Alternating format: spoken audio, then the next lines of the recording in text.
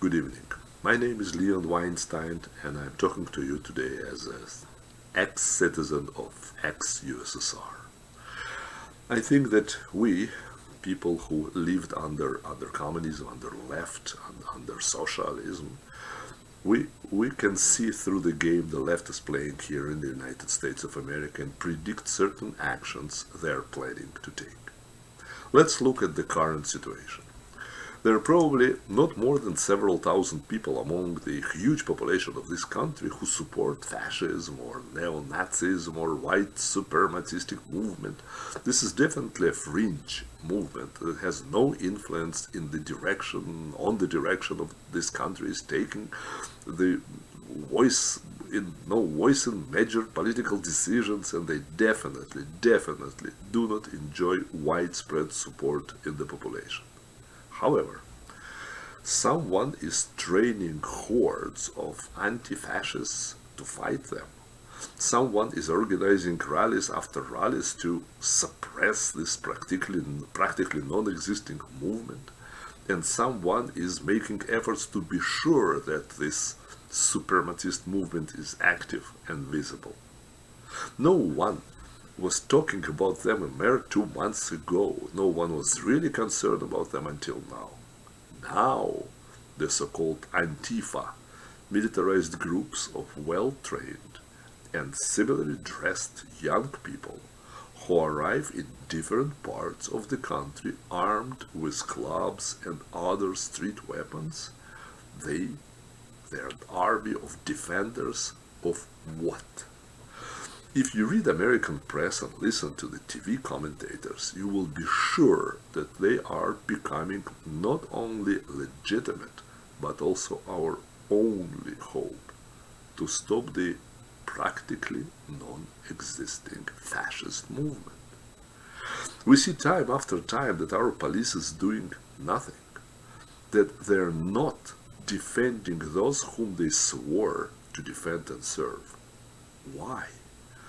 Who gives them time after time orders to stand down? Who coordinates actions of municipal police in certain cities with the only defenders we're left with? The black-cloaked Antifa, Black Lives Matter, Black Panthers, and other very aggressive and very not friendly to the hard-working Americans organizations. It is they who is calling to kill police, and if it is they or people inspired by them who kill policemen across the country, who organizes them, who gives them money to buy hoods, who buses them from place to place, from Berkeley to Charlottesville, who pays for the hotels they're staying, who pays them themselves, and please do not tell me that they are doing all that for free, that they are middle-class working Americans who find time while working in their own businesses or at someone else's small or large business to rush to different parts of America to defend you and I against Nazis, or just beat up Trump supporters on shadowy streets near convention centers. The left wants us to believe that we need to take matters in our own hands. And since average American has family, kids, work, responsibilities, the peace-loving, the fascist-hating people shall delegate their obligations for fighting fascists to the brave men of Antifa and Black Lives Matter and Black Panthers and so on and so on and so on, and other brave men who has time to fight. The police whom we pay and whom we trust refuse to fight. But they, the heroes, will. Isn't it sounding strange? Superheroes fighting for us our battles? Too good to be true. Yes, too good. But if you are not with them in condemning fascists and only fascists, even if many sides are guilty of violence, then you are fascist yourself. We are witnessing brown shirts being organized and unleashed on a phantom enemy under our own noses. They demand to annihilate American history. they started with statues of the South. I'm not for slavery, of course. I despise slavery. But it has nothing to do with slavery and has everything to do with the beginning of a militant phase of the carefully planned revolution. And not by Nazis or supremacists. This is done under our noses by the American left. They didn't yet finish getting rid of the statues from the Civil War, but already went to do the next move, destroy everything that has to do with slavery. All memory of people who once were slave owners, including all statues in Washington, D.C., and specifically in the Congress, destroy statues of the slave owner Lincoln, burn writings of the slave owner Jefferson, probably including Constitution, change name of the capital. However, I believe this is only the beginning. Do you know how magicians make their tricks without us noticing how they do them?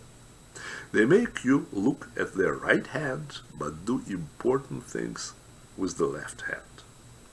Nazi and terrible danger from them is what the magicians want you to see. What they do not want you to see is formation of a military force that will overtake our streets, will be used for intimidation of those who are against them, and just for terror. And all that will be done in order to find hidden fascists among us, exactly as Joseph Stalin was looking for hidden capitalists among his subjects.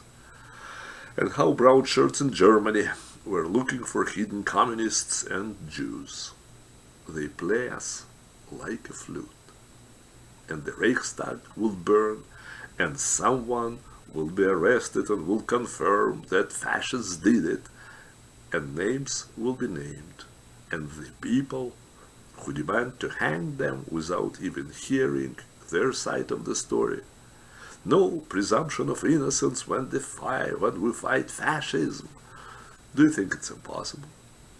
Why do you think there are more and more people demanding to get rid of the First Amendment of the Constitution? Maybe in order to put you in prison for words they do not like? Why do you think they want to get rid of the Second Amendment? Maybe in order to be sure that when they come to arrest you, your family will not be able to defend themselves? As Soros was saying all along, the major obstacle to the world's equality is the United States of America. But who benefits from all that? Not those who work hard to create good life for themselves and their families, not those who mortgage their houses to build their own businesses, not those who fought for America, not those who are killed daily by Black Lives Matter and by inspired by them killers. Then who?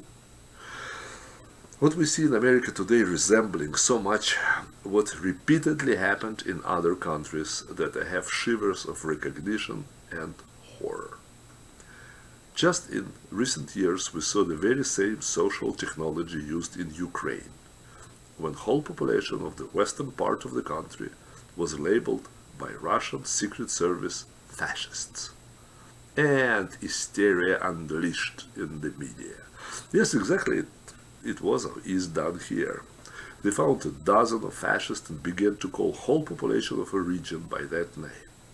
From this moment on every peaceful demonstrations of those Ukrainians who wanted their freedom from the oppressing them Russia, agents of Russian Secret Service were pretending they're part of the demonstration, throwing stones into the crowd, raising flags with Hitler's name on them, march with swastikas, and yelled anti-Semitic slogans. However, Ukrainians caught several of those provocateurs in Kiev, Kharkiv, and Odessa and filmed their conversations. All were not citizens of Ukraine, they pretended to be, spoke with strange for Ukrainians' accents and even didn't know geography of the places in Ukraine they had documents from. Dear friends, I warn you. And as Romans used to say, forewarned is forearmed. Those who lived similar history can warn those who didn't. Beware, prepare yourself. We need to act before it is too late. We now have government that is also a target of revolutionaries. This government, thanks God, thinks that America is first. And that equalism of the results is a terrible thing. It is not a war against President Trump. It's a war against all of us who loves, cherishes this country and thinks that our Declaration of Independence, our Constitution are the best in the world. I have a plea. Let's bring this warning directly to the government, the only people who maybe can stop this madness. If we all will send this warning to our congresspeople, to senators, to the friendly media, and especially to the White House, then maybe something can be done and this revolutionary scenario can be stopped. I hope that after I escaped from the Union of the Soviet Socialist Republics, I will not be forced to live in the Union of the Socialist States of America. God forbid. Thank you for your time and attention. I would love to talk to you about less dangerous and dark things, but not now. This time will come. We will prevail.